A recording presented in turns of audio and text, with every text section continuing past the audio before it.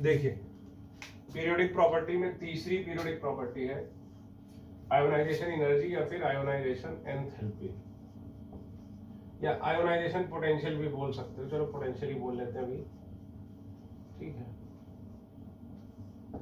लिखो होती क्या है, it is the amount of energy required, लिखो फटाफट, it is the amount of energy required to remove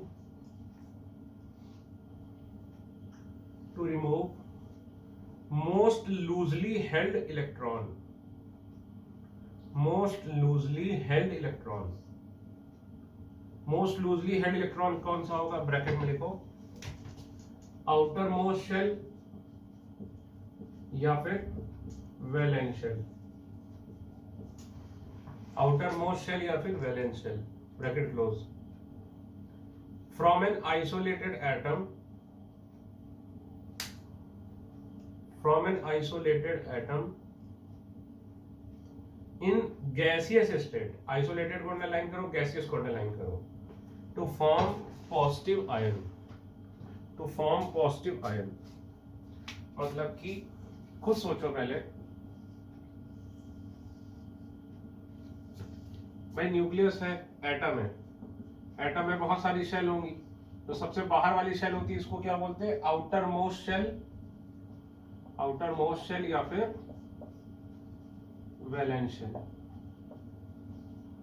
ठीक, आउटर मोस्ट शेल या फिर वैलेंस शेल। तो इसके बीच में क्या होगा भाई, फोर्स ऑफ अट्रैक्शन।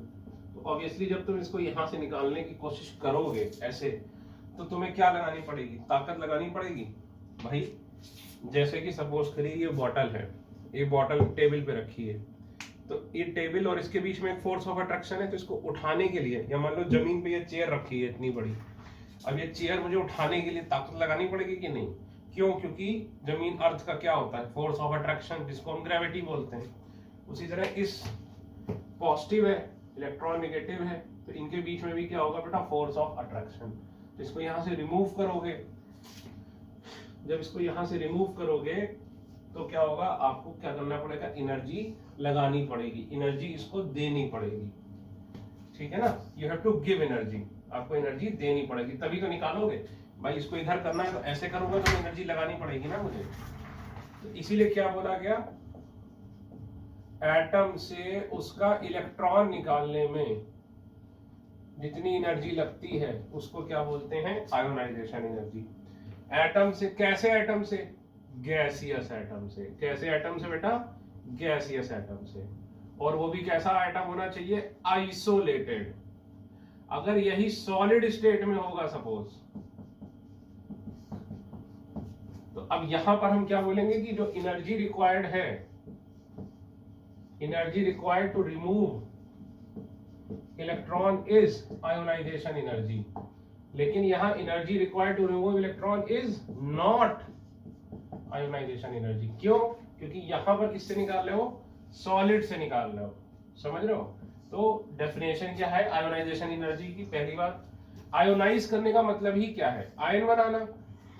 आयोनाइज करने का मतलब क्या है, आयन बनाना। इसमें से तुमने इलेक्ट्रॉन निकाल लिया तो क्या बन गया, आयन। तो कैसा होना चाहिए, गैसियस होना चाहिए, और ये कैसा होना चाहिए, आइसोलेटेड एटम होना चाहिए,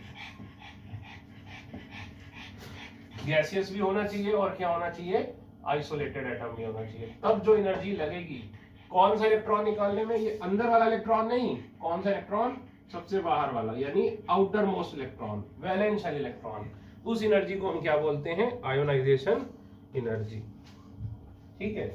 तो यहां पे हमें क्या करना पड़ता है, एनर्जी देनी पड़ती है, ये समझ लो एनर्जी देनी पड़ रही है, और ये क्या है, आइसोलेटेड एटम, और यही जो एनर्जी दोगे इसको क्या बोलते हैं, आयोनाइजेशन एनर्जी। यानी ये रिएक्शन कैसी रिएक्शन है, एंडोथर्मिक रिएक्शन है। एंडोथर्मिक मतलब इसमें अंदर जाती एनर्जी, तो इसमें हमको देनी पड़ रही है इसको एनर्जी। तो जो एंडोथर्मिक होती है उसमें हम लिखते हैं delta H is equal to positive. Sir delta H क्या है, डेल्टा H मतलब एंथैल्पी को बोलते हैं डेल्टा H। सर एंथैल्पी क्या चीज होती है, तो एंथैल्पी आप पढ़ोगे जाकर थर्मोडायनेमिक्स में, ठीक है, तो एंथैल्पी आप पढ़ोगे जाके थर्मो में। तो अभी याद रखो कि डेल्टा H क्या होता है, पॉजिटिव होता है एंथैल्पी, एंडोथर्मिक मतलब delta H is equal to positive, endothermic, ठीक। और अगर यही सॉलिड कर दिया, ये रखो, तो ये भी, इसमें भी एनर्जी देनी पड़ेगी, लेकिन जो एनर्जी दोगे वो आयोनाइजेशन एनर्जी नहीं होगी, ठीक है, लिख लो। और डेल्टा एच क्या होता है? एंथैल्पी। ये क्या होता है हम आगे पढ़ेंगे, we will study in thermodynamics, ठीक है, बहुत बाद में पढ़ेंगे, काफी दिन बाद, ठीक। और डेल्टा एच अगर पॉजिटिव है तो इसका मतलब क्या है? एंडोथर्मिक। डेल्टा एच अगर निगेटिव है तो इसका मतलब क्या है? एक्सोथर्मिक, ठीक है। तो देखो आयोनाइजेशन एनर्जी में क्या था? पहली बात, गैसियस होना चाहिए था एटम। दूसरा पॉइंट क्या था? आइसोलेटेड एटम होना चाहिए था। और तीसरा पॉइंट क्या था? गैसियस, आइसोलेटेड एटम और आउटर मोस्ट इलेक्ट्रॉन। तो ये 3 पॉइंट का ध्यान रखना, इसमें जो एनर्जी लगती है इसको क्या बोलते हैं? Ionisation energy. अच्छा, नोट्स आपके बहुत प्रॉपर होने चाहिए, मतलब जैसे कि ये मैंने लिखा, ये 2-3 बार बोल भी चुका हूं, फिर से मैंने लिखा, तो नोट्स बेटा केमिस्ट्री के बहुत प्रॉपर होना चाहिए, क्योंकि केमिस्ट्री की कोई बुक नहीं है जिसमें जिसको अकेली एक बुक पढ़ के आप कर लो, मतलब ऐसा भी नहीं कि एक फिजिकल, ऑर्गेनिक, इनऑर्गेनिक की एक पढ़ के आप कर लो। तो नोट्स बहुत प्रॉपर होने चाहिए, और मैं गारंटी देता हूं कॉपी से ही आएगा। मतलब जेई मेंस का पेपर इस साल 2019 में जेई मेंस में 3 सवाल डायरेक्टली वैल्यू के साथ आए थे मेरी कॉपी से, वैल्यू के साथ। वैसे तो पूरा पेपर ही आता है ऑलमोस्ट, लेकिन वैल्यू चेंज हो जाती है, हल्का सा चेंज कर देते हैं, लेकिन 3 सवाल तो वैल्यू के साथ आए थे, समझ रहे हैं आप? वही वैल्यू जो मैंने कराई थी, वही एग्जैक्ट सवाल। तो बेटा नोट्स बहुत प्रॉपर बनाना, ठीक है। आगे लिखो, while calculating ionization energy, we always have to take atom in gaseous state. We always have to take atom in gaseous state, and then remove electron from outermost shell.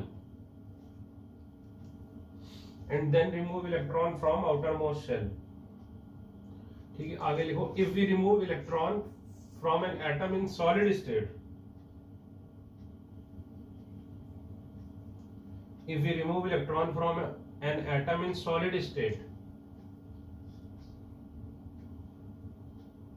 then it will not be called as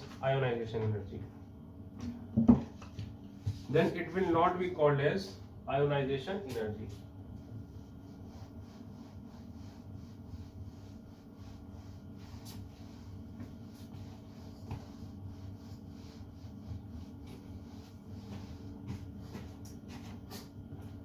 heading डालो, first, second and higher ionisation energy.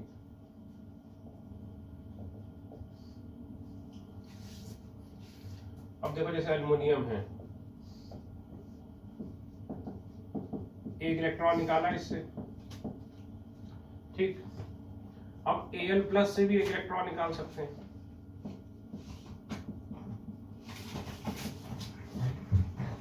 तो देखा जाए तो इसको क्या बोलोगे? Ionization energy of aluminium. तो इसको भी हम क्या बोलेंगे भाई? Ionization energy of aluminium. लेकिन फर्क क्या है? ये फर्स्ट आयोनाइजेशन एनर्जी, ये second ionization energy. Second ionization energy का क्या मतलब हुआ कि एक निकाल लिया, अब हम दूसरा निकाल रहे हैं, तो कितना आया? IE2। या फिर इसको क्या बोल सकते हैं? आयोनाइजेशन एनर्जी ऑफ Al+, है ना? Al+ के लिए तो पहला इलेक्ट्रॉन है, तो first ionization energy of Al+, या फिर क्या बोल सकते हैं? Second ionization energy of Al। फिर इसके बाद देखो, ये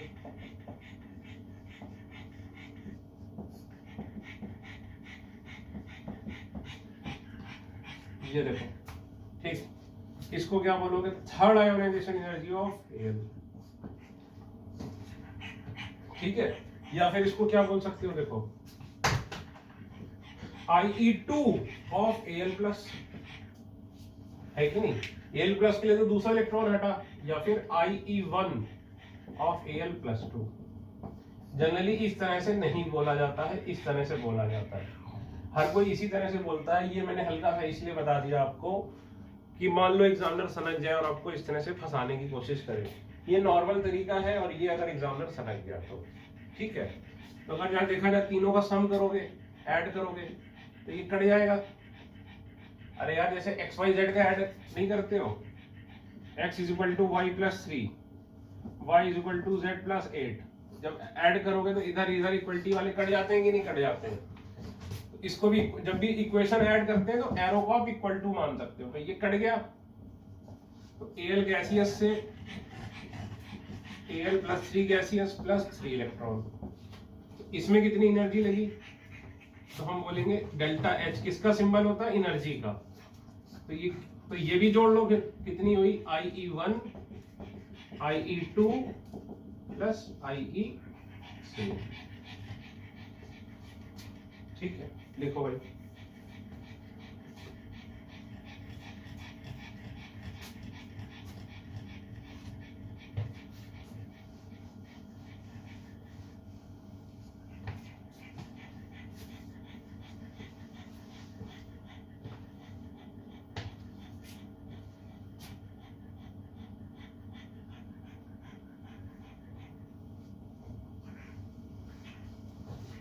अभी क्वेश्चन बताओ मुझे,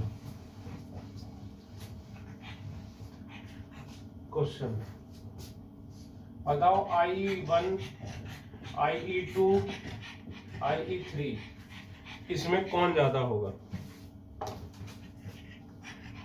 सोचिए, इन दोनों में किसकी वैल्यू सबसे ज्यादा, किसकी सबसे कम।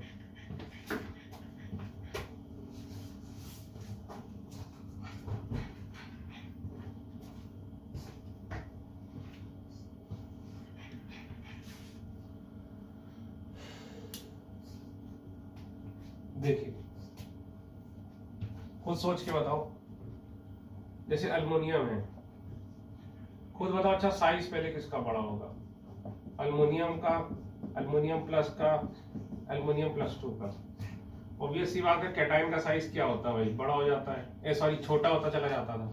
क्यों, क्योंकि इसमें क्या होता था, याद करो, मोर नंबर ऑफ इलेक्ट्रॉन्स, तो मोर स्क्रीनिंग इफेक्ट।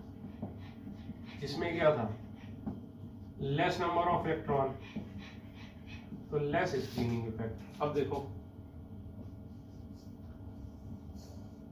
ये अल्युमिनियम है, ये अल्युमिनियम प्लस है,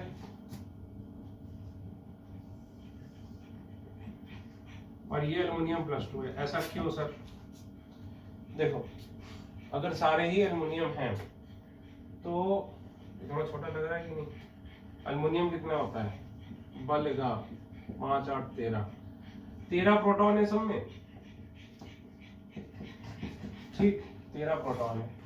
इसमें कितने इलेक्ट्रॉन होंगे, 13 इलेक्ट्रॉन, इसमें 12, इसमें 11, तो इसमें क्या होगा, इसका मोर नंबर ऑफ इलेक्ट्रॉन है, इलेक्ट्रॉन ज्यादा, स्क्रीनिंग इफेक्ट ज्यादा, साइज ज्यादा। साइज ज्यादा यानी न्यूक्लियस और आउटर मोस्ट इलेक्ट्रॉन के बीच में डिस्टेंस ज्यादा। साइज ज्यादा इसका मतलब न्यूक्लियस और आउटर मोस्ट इलेक्ट्रॉन के बीच में डिस्टेंस ज्यादा। तो मुझे पता नहीं है आपको दिख रहा है कि नहीं, अगर नहीं दिख रहा तो मैंने ये लिखा है कि nucleus and outer most electron के बीच में डिस्टेंस ज्यादा, तो फोर्स ऑफ अट्रैक्शन कम। क्योंकि याद करो फोर्स ऑफ अट्रैक्शन क्या होता था, K Q1 Q2 upon R² होता था। तो हम क्या बोलते थे, ये हमने रदरफोर्ड में पढ़ा था, अगर आपको याद हो, नहीं याद है रदरफोर्ड डिवाइस करो, F is inversely proportional to R², यानी R छोटा तो फोर्स ऑफ अट्रैक्शन ज्यादा, जितने पास होगा उतना ज्यादा फोर्स ऑफ अट्रैक्शन। इसमें देखो प्रोटॉन 13 ही है, लेकिन इलेक्ट्रॉन कितने हैं, 11 इलेक्ट्रॉन है, यानी नंबर ऑफ इलेक्ट्रॉन कम है, स्क्रीनिंग इफेक्ट कम है तो साइज भी क्या है, कम है। साइज कम है तो क्या होगा, न्यूक्लियस और इलेक्ट्रॉन के बीच का डिस्टेंस कम, बीच का डिस्टेंस कम, न्यूक्लियस और इलेक्ट्रॉन के बीच का डिस्टेंस कम, यानी फोर्स ऑफ अट्रैक्शन ज्यादा, फोर्स ऑफ अट्रैक्शन ज्यादा यानी मोर आयोनाइजेशन एनर्जी। भाई इसमें ज्यादा फोर्स ऑफ अट्रैक्शन है तो इससे इलेक्ट्रॉन निकालने के लिए तुमको क्या करना पड़ेगा, मोर एनर्जी लगानी पड़ेगी। और इसमें क्या है, लेस फोर्स ऑफ अट्रैक्शन है तो इससे इलेक्ट्रॉन निकालने के लिए तुम्हें क्या करना पड़ेगा, कम एनर्जी लगानी पड़ेगी। तो मोर फोर्स ऑफ अट्रैक्शन यानी आयोनाइजेशन एनर्जी भी ज्यादा, और इसमें क्या फोर्स ऑफ अट्रैक्शन थोड़ा सा कम है तो आयोनाइजेशन एनर्जी भी क्या है, कम है। बस सिंपल सी बात, लिख लो इसे।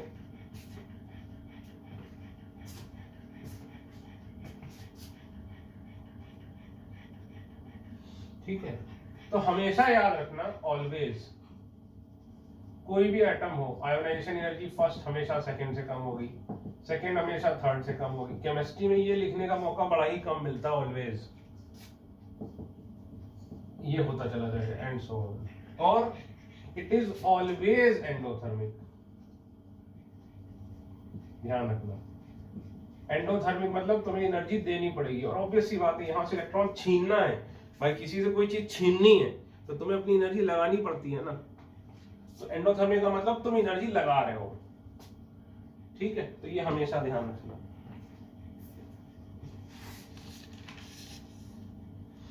ठीक है, लिखो, after removal of first electron, इसको लिखने के बाद लिखो, after removal of first electron atom becomes positive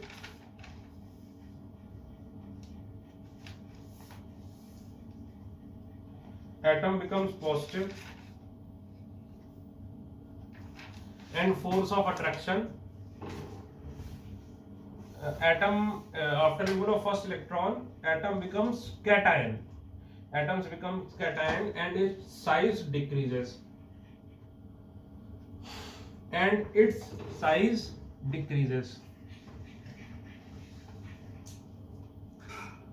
ठीक है। Therefore force of attraction between nucleus and outermost electron, therefore force of attraction between nucleus and outermost electron increases, hence more energy is required to remove the electron, hence more energy is required to remove the electron, bracket में लिखो from cation, bracket close, as compare to energy required to remove electron, as compare to energy required to remove electron from neutral atom. ठीक है, फिर paragraph change करके लिखो, similarly third ionization energy is greater than second ionization energy and fourth ionization energy is greater than third ionization energy due to further decrease in size, due to further and further decrease in size of successive cation,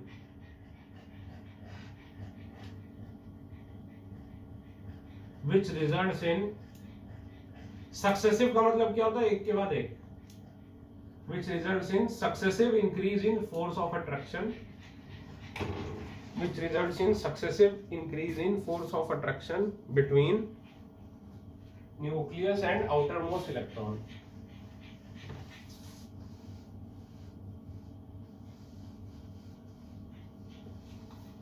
ठीक है, चलो एक और question, explain why in aluminium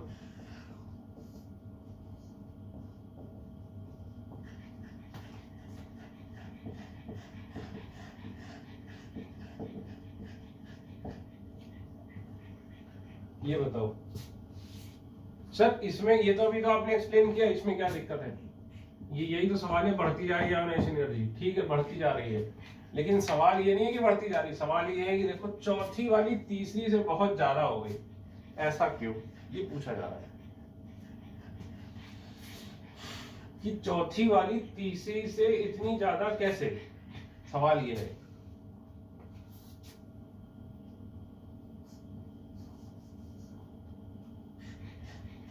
अच्छा हाँ, कल देखो पिछले लेक्चर में मैं कहना भूल गया,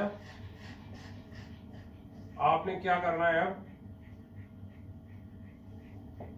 भाई, आपने जो साइज वाला टॉपिक है वो पूरा कर लेना है, ठीक है ना, जो असाइनमेंट है पीरियोडिक टेबल की उसमें जो साइज वाला टॉपिक है वो पूरा कर लेना है।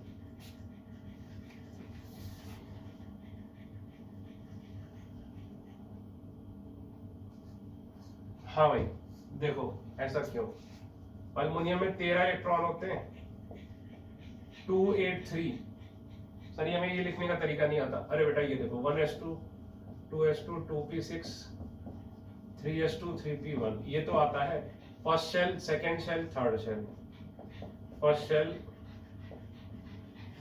सेकंड शेल और ये क्या है थर्ड शेल, ठीक। तो अब देखो अल्युमिनियम में आउटर मोस्ट में कितने इलेक्ट्रॉन होंगे, 3, तो जब अल्युमिनियम से निकालोगे तो किससे निकालोगे, थर्ड शेल से, जब अल्युमिनियम प्लस से निकालोगे, अल्युमिनियम प्लस में कितने इलेक्ट्रॉन है, 2, तो भी किससे निकालोगे, थर्ड शेल से। अब अल्युमिनियम प्लस 2 में कितने इलेक्ट्रॉन बचे, 1, जब अल्युमिनियम प्लस 2 से निकालोगे तब भी किससे निकालोगे, थर्ड शेल से, लेकिन जब अल्युमिनियम प्लस 3 से निकालोगे तो किससे निकालोगे, अब तो तुम्हें किससे निकालना पड़ेगा, सेकेंड शेल से, और याद करो इसका साइज क्या होगा, इससे बहुत कम हो जाएगा, इतना छोटा मैं बना भी नहीं पाऊंगा साइज, साइज इसका इतना बड़ा हो जाएगा, ये देखो, फिर ये मत कहना दिखा नहीं, फर्स्ट बस ये देखो इसका साइज देख लो कितना छोटा हो गया, क्योंकि अब इसमें इलेक्ट्रॉन किससे निकालना है, थर्ड शेल से, सॉरी हाँ सेकेंड शेल से। तो जब पहले 3 इलेक्ट्रॉन तुम निकाल रहे थे तो किससे निकाल रहे थे, आउटर मोस्ट शेल से, तो डिस्टेंस ज्यादा था तो फोर्स ऑफ अट्रैक्शन कम था। अभी क्या हुआ, डिस्टेंस इसमें क्या था, थोड़ा थोड़ा छोटा हो रहा था, लेकिन ये क्या हुआ, एकदम से छोटा हो गया, इससे ये थोड़ा सा छोटा, इससे ये थोड़ा सा छोटा, क्यों, क्योंकि कैटायन था, लेकिन इसमें देखो क्या हुआ, इसमें एकदम से ये छोटा हो गया, क्यों, क्योंकि इसमें 2 ही शेल बची, तुमने 3 उसमें से निकाल लिए, इसीलिए जब अब इसमें से निकालोगे तो इसकी आयोनाइजेशन एनर्जी क्या होगी, एकदम से बढ़ जाएगी, थर्ड और फोर्थ के बीच में एकदम से आयोनाइजेशन एनर्जी क्या होगी, बढ़ जाएगी, ठीक है। तो लिखो सॉल्यूशन, ठीक, तो ये बना लो, ये लिख लो, इसके बाद लिखो कि first 3 electrons will be removed from outermost shell, first 3 electrons will be removed from outermost shell, but bracket में लिख लो थर्ड शेल, ब्रैकेट में लिख लो थर्ड शेल, उसके बाद आगे लिखो but after removal of 3 electrons, but after removal of 3 electrons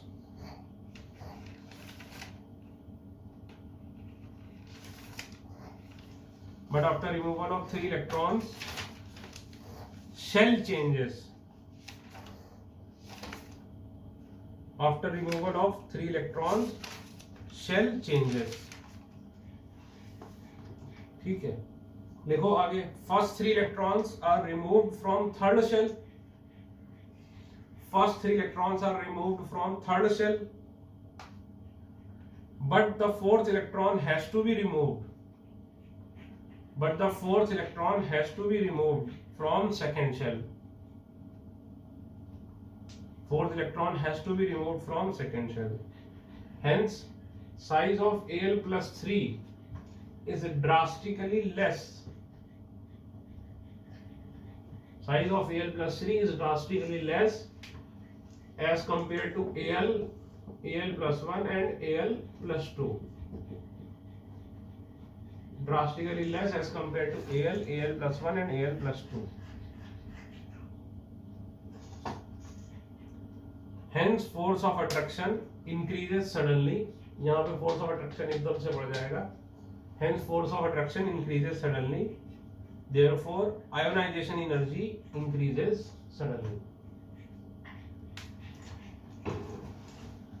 ठीक है बेटा. तो सर ऐसा फिर सब में होता होगा. सब में कैसे? सर ये देखो एग्जाम्पल देखो, हम आपको एग्जाम्पल लेते हैं. जैसे सर सोडियम है, सोडियम में 11 होते हैं, 2 8 1. ठीक है, तो अगर एक इलेक्ट्रॉन निकाल लिया, तो अब एक इलेक्ट्रॉन जब निकाल लिया तो फिर क्या होगी? शेल चेंज हो जाएगी. तो सोडियम में तो क्या होगा? जो सेकेंड आयोनाइजेशन एनर्जी होगी वही क्या होगी? बहुत ज्यादा होगी. बिल्कुल ठीक बात है सर. और सर बेरिलियम में देखो कितने इलेक्ट्रॉन होते हैं? 4 2 2. तो जब 2 निकाल लोगे और तीसरा निकालोगे तो 2 तो आउटर मोस्ट शेल से निकालोगे, जब तीसरा निकालोगे तो एक शेल चेंज हो जाएगी. तो बेरिलियम में क्या होगा? ये देखो ये हो जाएगा. तो इससे हम क्या पता कर सकते हैं कि आउटर मोस्ट शेल में इलेक्ट्रॉन कितने हैं. अगर थर्ड वाली एकदम से बढ़ जाती है यानी आउटर मोस्ट में 3 इलेक्ट्रॉन है.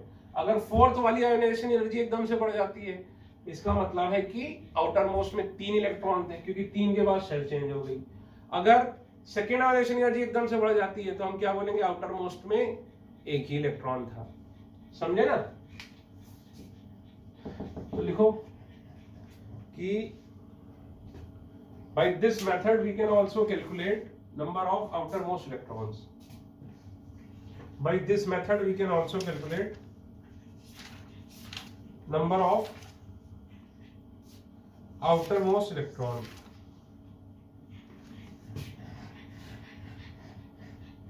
आगे लिखो, if fourth ionization energy increases suddenly, मतलब ऐसा लिख लो, इंग्लिश नहीं, मतलब ऐसे लिख लो. if अगर ये हो रहा है कि भाई फोर्थ वाली एकदम से बढ़ रही है, तो बताओ आउटर मोस्ट इलेक्ट्रॉन कौन कितने हैं? 3 हैं, क्योंकि 3 के बाद शेल चेंज होगी. तो जब चौथा निकालोगे तो अंदर वाली शेल से निकालोगे तो साइज छोटा हो जाएगा, फोर्स ऑफ अट्रैक्शन बढ़ जाएगा. अगर मान लो सपोज ये है, अब बताओ कौन सी, अब बताओ आउटर मोस्ट इलेक्ट्रॉन कितने होंगे? बताओ बेटा. 5 होंगे सर, क्योंकि 5 के बाद एकदम से 6 आ रही है. अगर सपोज अब बताओ आउटर मोस्ट कितने इलेक्ट्रॉन होंगे? सर अब आउटर मोस्ट 2 इलेक्ट्रॉन होंगे. 2 के बाद शेल चेंज हो जाएगी, एकदम से बढ़ जाएगा. अब बताओ आउटर मोस्ट कितने होंगे? सर आउटर मोस्ट 1 होंगे. बस देख लो.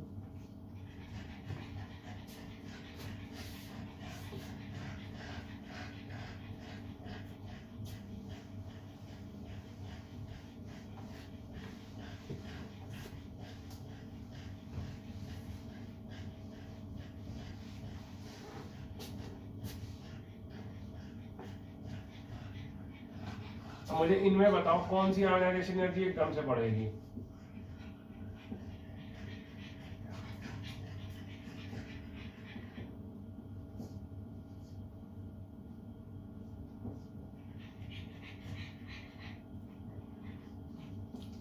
बताओ. सॉरी, अरे एक गलती की थी पिछली बार. निपट में मैंने पीडी ये होता है, यहाँ पे 2 बार पीटी लिख दिया था. ठीक है, बताइए इसमें किसमें एकदम से आयोनाइजेशन एनर्जी कौन सी वाली बढ़ेगी? जैसे मैं लिखूंगा तो इसमें क्या लिखूंगा? IE1, IE2, IE3 एकदम से बढ़ जाएगी, क्योंकि इसमें आउटर मोस्ट में कितने इलेक्ट्रॉन होते हैं? 2. करो ऐसे.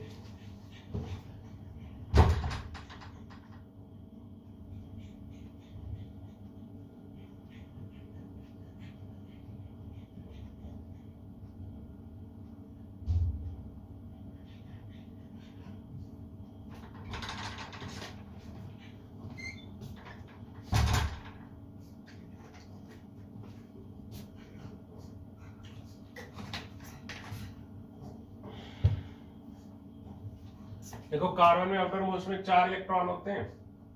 कार्बन का एटॉमिक नंबर 6, तो क्या लिखोगे? 2 4. तो क्या हो जाएगा? IE1, IE2, IE3, IE4 और IE5 क्या होगा, एकदम से बड़ा हो जाएगा। फास्फोरस नाइट्रोजन के नीचे आता है नपस सब्बी, याद करो नपस सब्बी। तो नाइट्रोजन के आउटर मोस्ट में 5, तो फास्फोरस के आउटर मोस्ट भी क्या 5। तो ये देखो, तो जो छठी आयोनाइजेशन एनर्जी होगी वो क्या होगी, एकदम से बढ़ जाएगी। सिलिकॉन, सिलिकॉन कहाँ आता है, कसीजेसन पब। तो कार्बन के नीचे आता है, कार्बन में आउटर मोस्ट में 4, सिलिकॉन में भी आउटर मोस्ट में 4। तो देखो क्या होगा,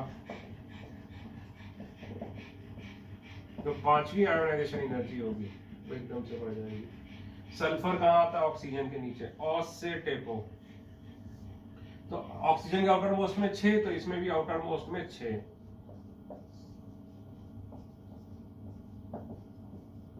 ये देखो कैल्शियम, कैल्शियम के आउटर मोस्ट में 2,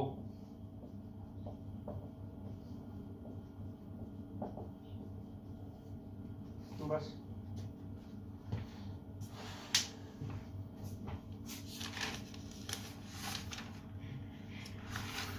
ठीक है।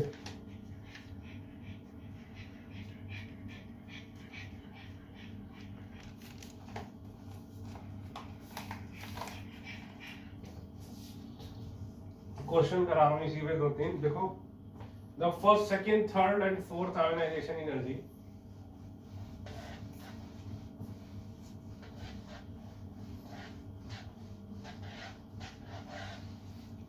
the first, second, third and fourth ionization energy of a given element are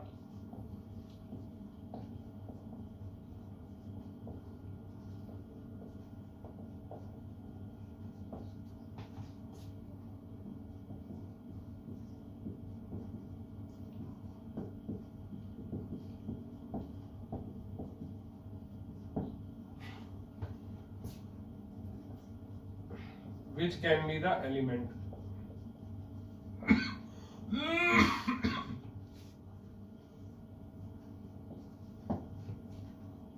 इस टाइप का क्वेश्चन बेटा नीट के लिए बड़ा इंपॉर्टेंट है।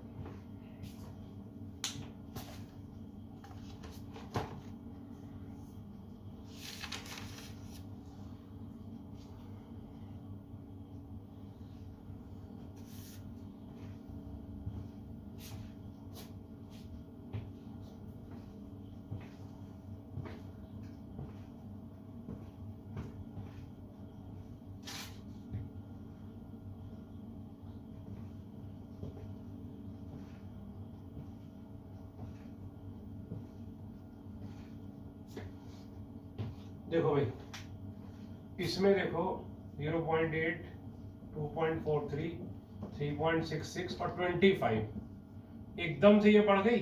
ये तो थोड़ा थोड़ा बढ़ रहा है, स्लोली स्लोली, और ये एकदम से बढ़ गया।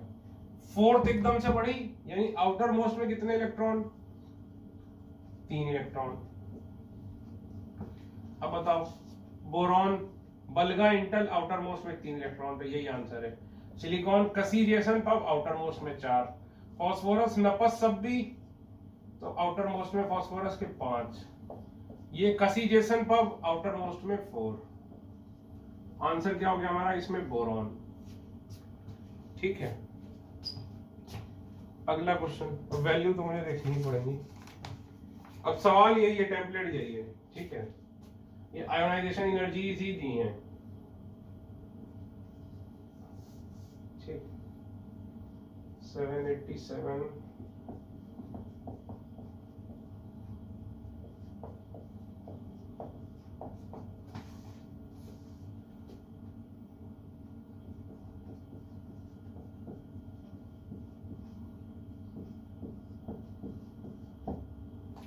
क्वेश्चन है, to which group the element belongs.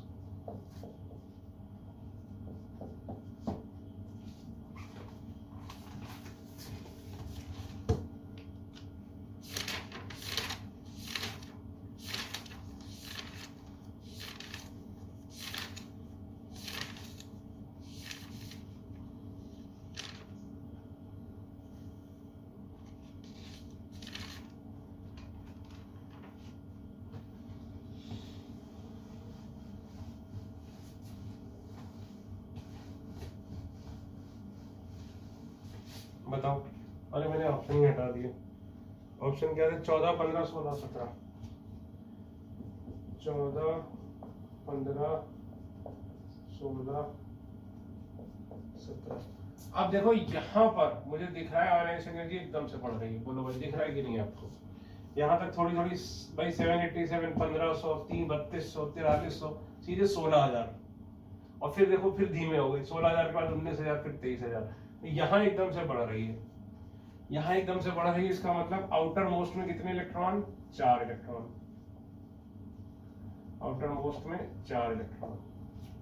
तो अब देखो जैसे boron, carbon, nitrogen, oxygen, fluorine और नियॉन, ग्रुप नंबर क्या होते हैं इनके याद करो। Group number 13, 14, 15, 16, 17, 18। और अगर आउटर मोस्ट इलेक्ट्रॉन की बात करो तो इसमें 3, इसमें 4, इसमें 5, 6, 7, 8। तो ये भी आसान है। आउटर मोस्ट में 4 इलेक्ट्रॉन है तो ग्रुप नंबर क्या हो गया? 14 हो गया भाई। ठीक है ना?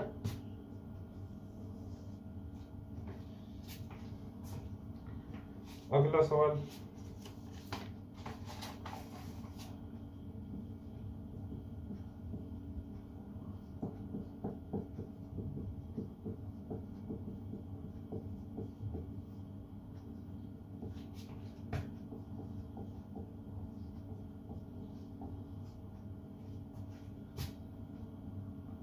Element can be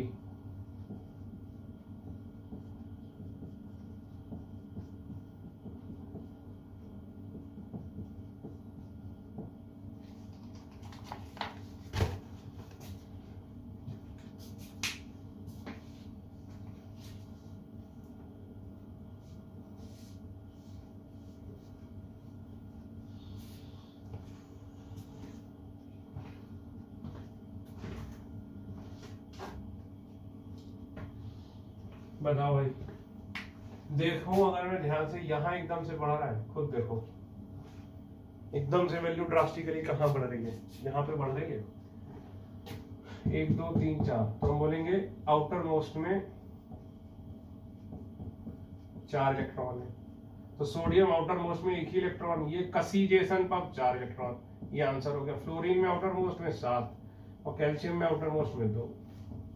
कितने सिंपल क्वेश्चन है ये। क्वेश्चन बेटा नीट में आते हैं इस टाइप के, ठीक है, नीट के लिए इंपॉर्टेंट है। आईआईटी में अब नहीं आएगा, 25-30 साल पहले इस टाइप का आता था। इतना आसान अब आईआईटी में नहीं आएगा, इवन मेंस में भी नहीं आएगा, नीट में लेकिन अभी भी इसकी वैलिडिटी है।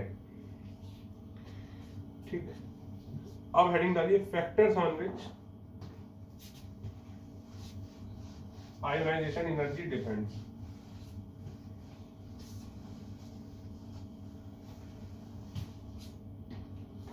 Factors on which ionization energy depends. लिखो फिर एक एक करके समझाता हूं, लिखते चलो फटाफट। Size of atom, nuclear charge, screening effect,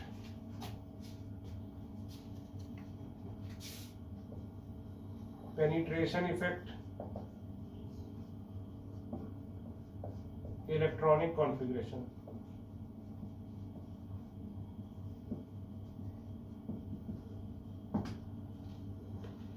ठीक है, size of atom, nuclear charge, screening effect, penetration effect और इलेक्ट्रॉनिक कॉन्फ़िगरेशन। अब देखिए ये तीनों फैक्टर अभी बताता हूं। चलो ये लिख लिया। पहले देखना तो साइज ऑफ एटम,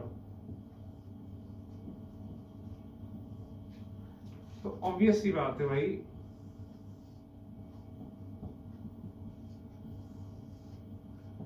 जिसका साइज छोटा होगा उसका फोर्स ऑफ अट्रैक्शन क्या होगा? ज्यादा होगा। साइज छोटा तो फोर्स ऑफ अट्रैक्शन इन दोनों के बीच में क्या होगा? ज्यादा।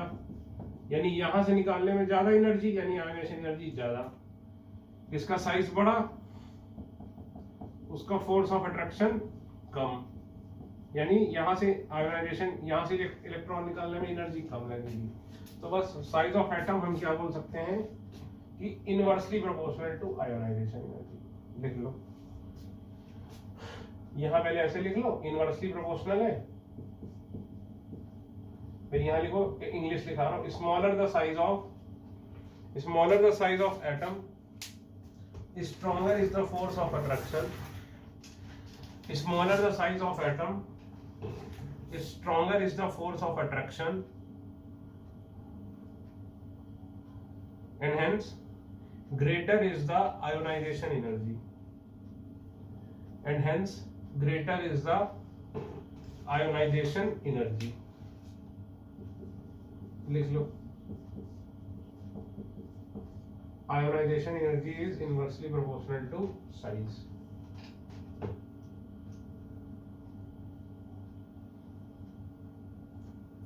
ठीक. दूसरा लिखो न्यूक्लियर चार्ज.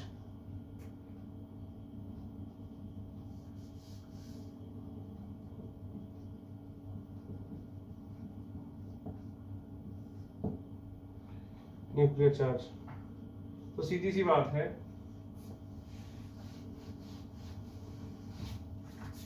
अगर मान लो साइज सिमिलर हो, एक ही जैसा साइज हो, ठीक. याद करिए, आपको बताया था जैसे निपटपट, इन दोनों के साइज क्या हो जाते हैं, सिमिलर हो जाते थे. याद करो, ये 4D सीरीज, ये 5D सीरीज, इनके साइज क्या हो जाते थे, एक जैसे हो जाते थे. याद है आपको? या फिर कोई भी ले लो. तो अगर मान लो सपोज भाई इसी को ले लेते हैं, चलो निपटपट, ये 46 और ये 78, ठीक है, 46 और 78, साइज इनके सिमिलर है. मान लो यहाँ 46 प्रोटॉन है, यहाँ 78 प्रोटॉन है, साइज एक जैसा है. खुद बताओ किसमें ज्यादा फोर्स ऑफ अट्रैक्शन होगा? भाई 46 प्रोटॉन का ज्यादा फोर्स ऑफ अट्रैक्शन होगा या 78 प्रोटॉन का फोर्स ऑफ अट्रैक्शन होगा? खुद बताओ बेटा.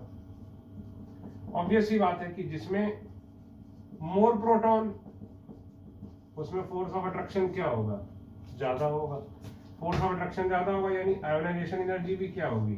ज्यादा होगी. और जिसमें लेस प्रोटॉन, उसमें फोर्स ऑफ अट्रैक्शन कम होगा, आयोनाइजेशन एनर्जी भी कम होगी. तो बस इसीलिए हम क्या बोलेंगे, nuclear charge is directly proportional to ionization energy. तो लिखो, greater the number of protons, greater the number of protons, stronger is the force of attraction.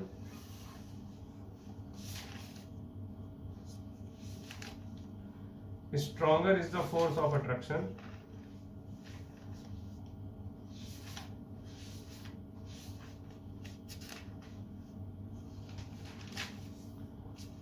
And hence more is the ionization energy.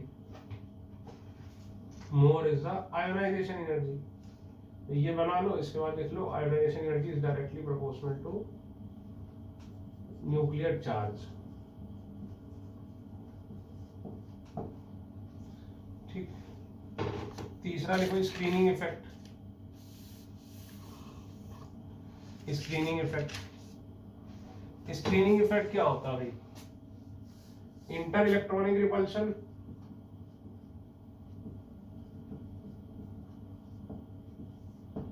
तो खुद सोचो कि जिसका भाई मान लीजिए दो ले लीजिए, सब कुछ सेम है, ठीक है, एक ये है, एक ये है, ठीक. तो अब मान लो इसका फोर्स ऑफ अट्रैक्शन, इसका भी, यहां पर एक और, इसका स्क्रीनिंग इफेक्ट ज्यादा है. सपोज यहाँ एक ही इलेक्ट्रॉन है और यहाँ दो दो इलेक्ट्रॉन है, इसमें क्या मोर स्क्रीनिंग इफेक्ट. तो खुद सोचो, स्क्रीनिंग इफेक्ट ज्यादा यानी ये दूर करने की कोशिश करेगा, दूर करने की कोशिश करेगा. यानी याद करो स्क्रीनिंग इफेक्ट था क्या? जैसे आप न्यूक्लियस थे, याद करो, आप ये ब्लॉक खींच रहे थे, यहाँ छोटे भाई बहन इधर फोर्स लगा रहे थे, तो ये इनका फोर्स इधर जितना ज्यादा होगा, आपका फोर्स उतना ही इधर कम होगा. तो हम बोल सकते हैं कि स्क्रीनिंग इफेक्ट जितना ज्यादा, एक तरीके से साइज भी उतना ज्यादा.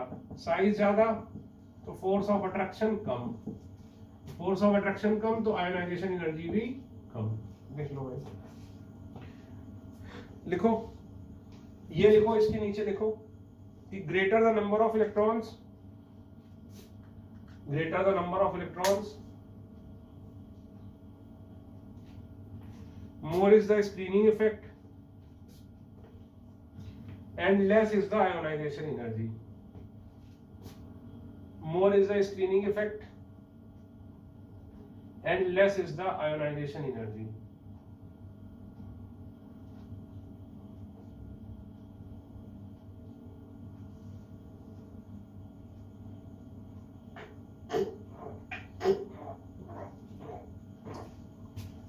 ठीक है भाई।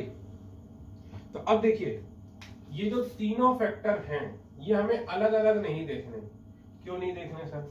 इन तीनों फैक्टर को मिलाकर ही क्या आता था? साइज आता था। जो हमने साइज पढ़ा था उसमें सारे फैक्टर हमने ये तीनों कंसीडर कर लिए थे। तो ये तीनों फैक्टर की बजाय हम इसको एक ही फैक्टर कंसीडर करेंगे, क्या? साइज। प्रैक्टिकली ठीक है। मेन आप देखो स्क्रीनिंग इफेक्ट तो कंसीडर ही मत करो, इन तीनों को मिलाकर साइज देख लो और साइज के हिसाब से कर लो।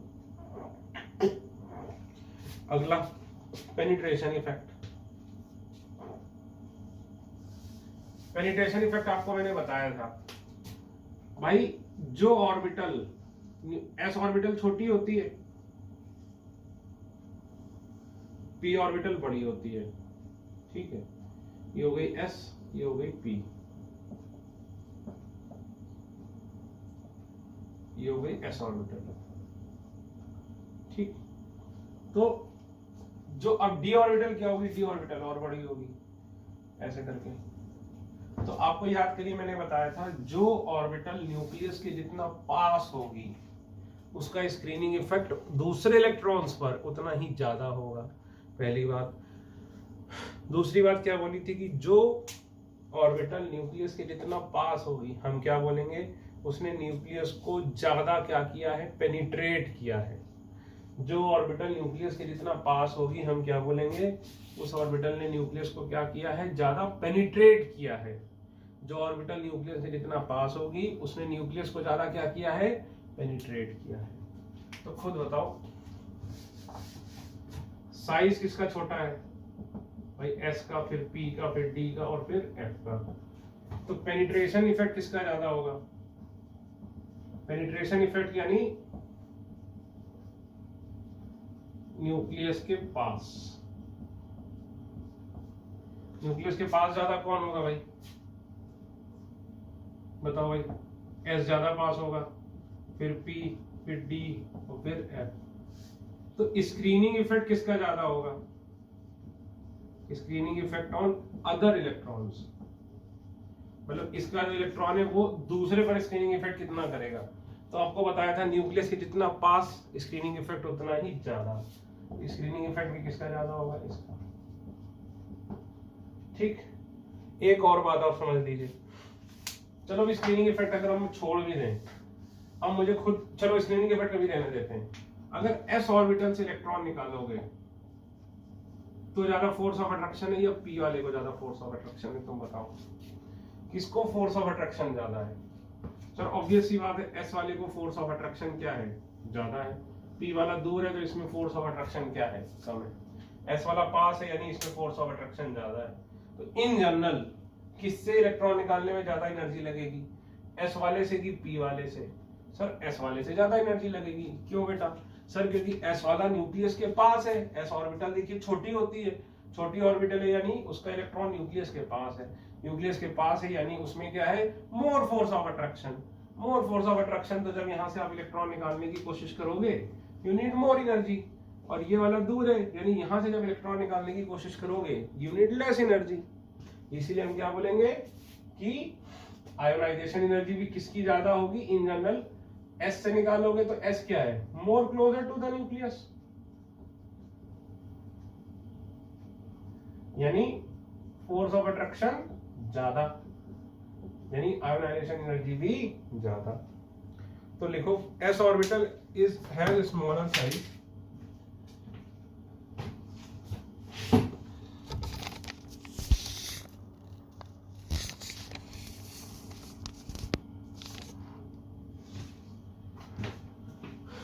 देखो s orbital has smaller size as compared to other orbitals. S orbitals has smaller size as compared to other orbitals.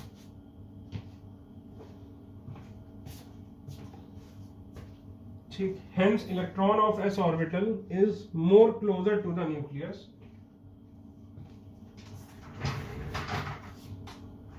Hence electron of s orbital is more closer to the nucleus. Thus greater amount of energy is required to remove. Thus greater amount of energy is required to remove electron from s orbital. Electron from s orbital as compared to p orbital of the same shell. Of the same shell. ठीक है, ठीक, तो हम क्या बोलेंगे कि ionization energy directly proportional to क्या है, पेनिट्रेशन इफेक्ट. ये अंग्रेजी के बाद ये सब लिख लो. ठीक, और पेनिट्रेशन इफेक्ट इनवर्सली किसके प्रोपोर्शनल है, साइज ऑफ ऑर्बिटल के. पांचवा पॉइंट लिखो, इलेक्ट्रॉनिक कॉन्फ़िगरेशन. अब देखो, लिखो इलेक्ट्रॉनिक कॉन्फ़िगरेशन. उसमें लिखो by Hund's rule. By Hund's rule half filled as well as fully filled subshells are very stable. Half filled and fully filled subshells are very stable. ठीक है, तो bracket में लिखो कि hence ऐसे एलिमेंट्स, ब्रैकेट में लिखो hence ऐसे एलिमेंट्स ना इलेक्ट्रॉन देना चाहेंगे और ना ही इलेक्ट्रॉन लेना चाहेंगे. ऐसे एलिमेंट्स ना ही इलेक्ट्रॉन लेना चाहेंगे और ना ही इलेक्ट्रॉन देना चाहेंगे. Bracket close. ठीक, अब लाइन चेंज करके लिखो. अभी मैंने हिंदी में जो लिखा है ना ही इलेक्ट्रॉन देना चाहेंगे ना ही इलेक्ट्रॉन लेना चाहेंगे, इसको रिफ्रेश कर रहा हूं.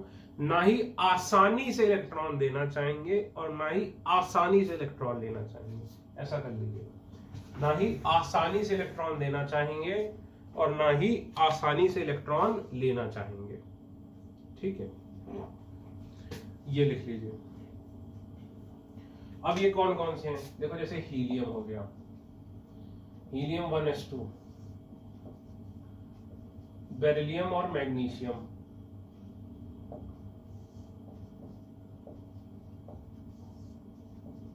ठीक. उसके बाद देखो नाइट्रोजन फास्फोरस. नाइट्रोजन क्या होता था याद करो, 2p3. फास्फोरस क्या होता था, 3p3.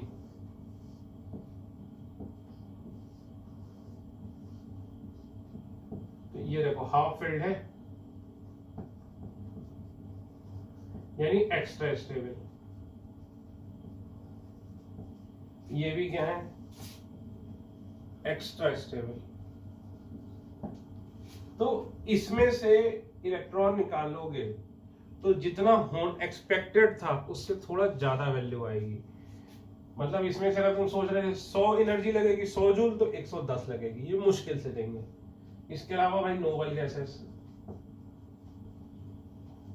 नोबल गैसेस आपको बताइए, हेने, अरकर, जीरन. ये देखो 1s2, ये 2p6, ये सारी की सारी क्या होती हैं, फुली फिल्ड होती हैं. हालांकि हीलियम मैंने यहां भी लिख दिया. ये देखो 3p6, सारी की सारी क्या है, fully filled. 4p6, 5p6, 6p6, सारी की सारी क्या है, ये फुली फिल्ड.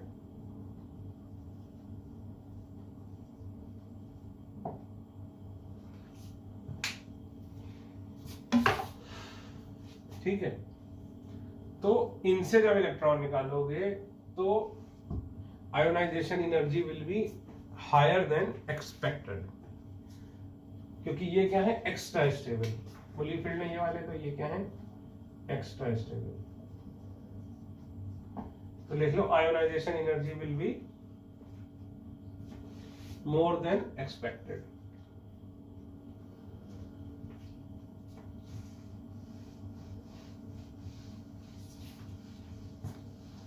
अब हेडिंग डालो, variation of ionisation energy in period and group. Variation of ionisation energy in period and group. तो पहला लिखो ए,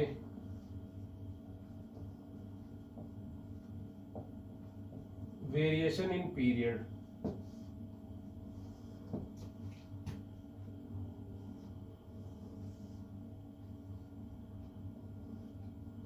अब याद करो, जैसे जैसे पीरियड में आगे बढ़ोगे, लिथियम, बेरिलियम,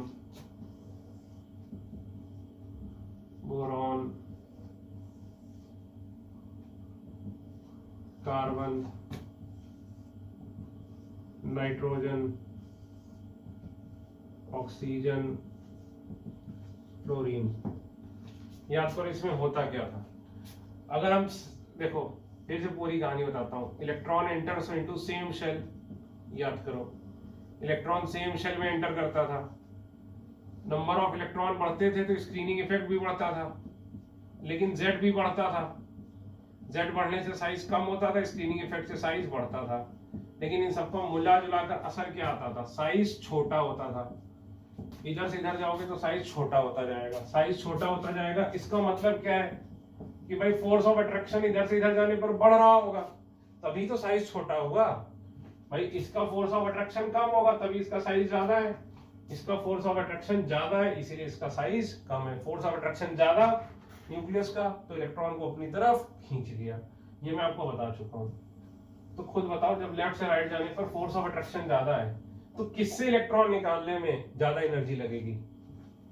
भाई इलेक्ट्रॉन जब निकालते हो तो रोकता कौन है? न्यूक्लियस के साथ फोर्स ऑफ अट्रैक्शन। तो इसमें क्या है, लेस फोर्स ऑफ अट्रैक्शन है, तो इसलिए इसका आयोनाइजेशन एनर्जी भी क्या होगी, कम होगी। और इसमें क्या है, ये इसका मोर फोर्स ऑफ अट्रैक्शन है, इसलिए इसकी आयोनाइजेशन एनर्जी भी क्या होगी, ज्यादा। और आपको बताया था ionization energy inversely proportional to size. तो इधर जाने पर साइज भी छोटा हो रहा है, और ionization energy directly proportional to क्या था, न्यूक्लियर चार्ज। तो न्यूक्लियर चार्ज भी देखो इधर जाने पर बढ़ रहा है। लेकिन आपको बताया था ये सारे फैक्टर सोचने नहीं है, हम एक सोच लेंगे साइज। तो लेफ्ट से राइट जाने पर साइज छोटा हो रहा है, साइज छोटा हो रहा है, इसका क्या मतलब कि net force of attraction nucleus और इलेक्ट्रॉन का क्या हो रहा होगा, बढ़ रहा होगा। Net force of attraction nucleus और इलेक्ट्रॉन का बढ़ रहा होगा। ठीक है, नेट फोर्स ऑफ अट्रैक्शन अगर न्यूक्लियस और इलेक्ट्रॉन का बढ़ रहा होगा, तो इसका मतलब क्या है, यहां से इलेक्ट्रॉन निकालने में क्या होगा, ज्यादा एनर्जी लगेगी। लिखो,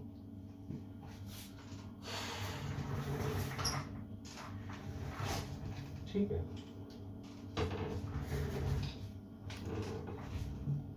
ये बना लो, फिर लिखो कि ionization energy increases from left to right. Ionization energy increases from left to right in a periodic table, in a period। ठीक ठीक है, आगे लिखो, in a period A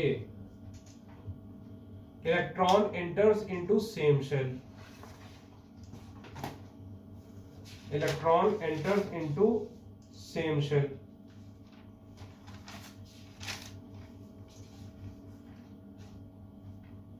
So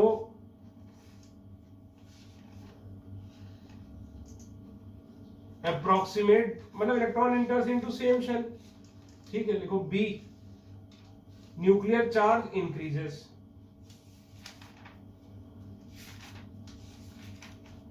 nuclear charge increases. ठीक है, Screening effect also increases. Screening effect also increases.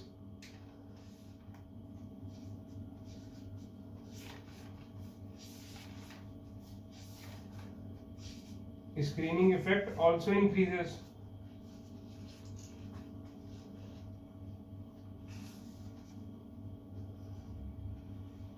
But effect of nuclear charge is greater.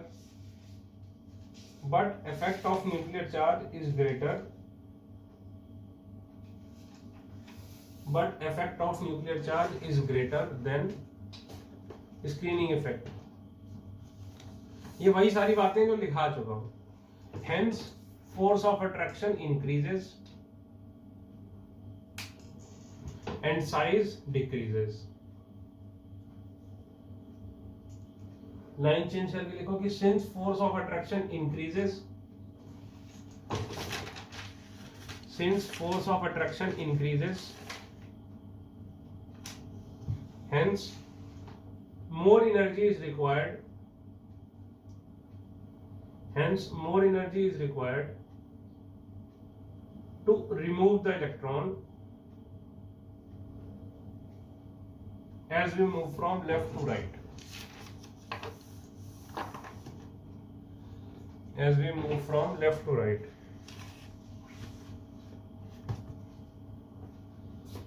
ठीक.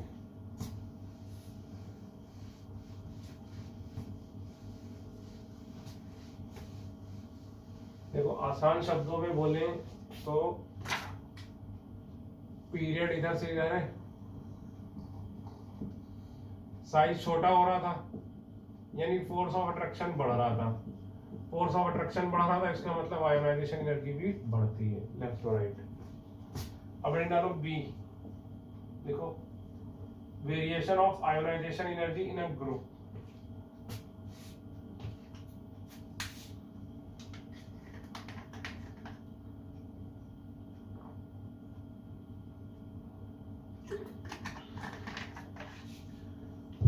अब group में फिर कहानी आपको पता ही है. जब भी ऊपर से नीचे जाओगे क्या होगा, इलेक्ट्रॉन नई शेल में एंटर करेगा. ठीक है, ऊपर से नीचे जाओगे, electron enters into new shell. New shell की वजह से साइज क्या होगा, बड़ा होगा. नंबर ऑफ इलेक्ट्रॉन बढ़ेंगे, स्क्रीनिंग इफेक्ट बढ़ेगा, उसकी वजह से साइज बढ़ेगा. नंबर ऑफ प्रोटॉन्स बढ़ेंगे, उसकी वजह से फोर्स ऑफ अट्रैक्शन बढ़ेगा, साइज कम होगा. लेकिन ये दोनों फैक्टर डोमिनेट कर जाते हैं इस फैक्टर पे, इसीलिए ऊपर से नीचे जाने पर क्या होता था, साइज बढ़ता था. ठीक है, साइज बढ़ेगा तो खुद बताओ, ए में ज्यादा फोर्स ऑफ अट्रैक्शन होगा कि सी में ज्यादा फोर्स ऑफ अट्रैक्शन होगा, खुद बताओ भाई. ए में ज्यादा फोर्स ऑफ अट्रैक्शन होगा अपने इलेक्ट्रॉन के लिए, और सी में कम फोर्स ऑफ अट्रैक्शन होगा, क्योंकि ये क्या हो गए, दूर दूर हो गए, है कि नहीं. तो साइज बढ़ेगा, इसका मतलब फोर्स ऑफ अट्रैक्शन क्या होगा, कम होगा. फोर्स ऑफ अट्रैक्शन कम होगा तो आयोनाइजेशन एनर्जी भी क्या होगी, कम होगी. लिख लो.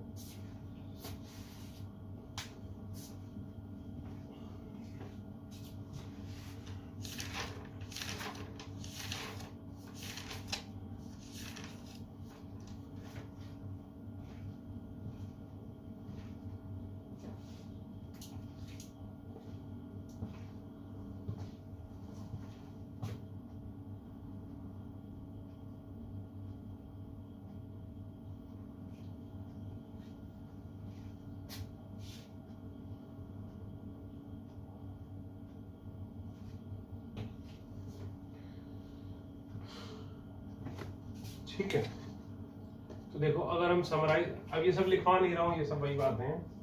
ये जनरल ट्रेंड है बेटा, general trend of ionisation energy.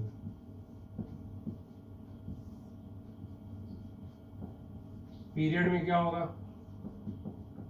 Size कम होगा, फोर्स ऑफ अट्रैक्शन बढ़ेगा, यानी आयोनाइजेशन एनर्जी बढ़ेगी. ग्रुप में क्या होगा, नीचे जाने पर साइज बढ़ता है. साइज बढ़ता है, इसका मतलब फोर्स ऑफ अट्रैक्शन कम होता है, इसका मतलब आयोनाइजेशन एनर्जी क्या होगी, कम होगी। This is general trend. Exam में सर क्या आएगा बेटा, ये तो आएगा नहीं। अब मैंने आपको बताया था इस चैप्टर में आएगा क्या, एक्सेप्शन। सर एक्सेप्शन तो आपने कराए नहीं, तो एक्सेप्शन में कराऊंगा नेक्स्ट लेक्चर में, ठीक है। तो ये आपको इतना याद रखना है, और एक्सेप्शन में आपको कराऊंगा इन नेक्स्ट लेक्चर, ठीक है। So next lecture will be very very important, पूरा रिवाइज करो। और जो साइज वाला टॉपिक है, अभी मेरे पास असाइनमेंट नहीं है, लेकिन पीरियोडिक टेबल में जैसे पहला सेक्शन था बेसिक 76 क्वेश्चन तक, वो मैंने आपको करा दिए। अगला टॉपिक होगा साइज, तो साइज का आप पूरा कर लो, ठीक है।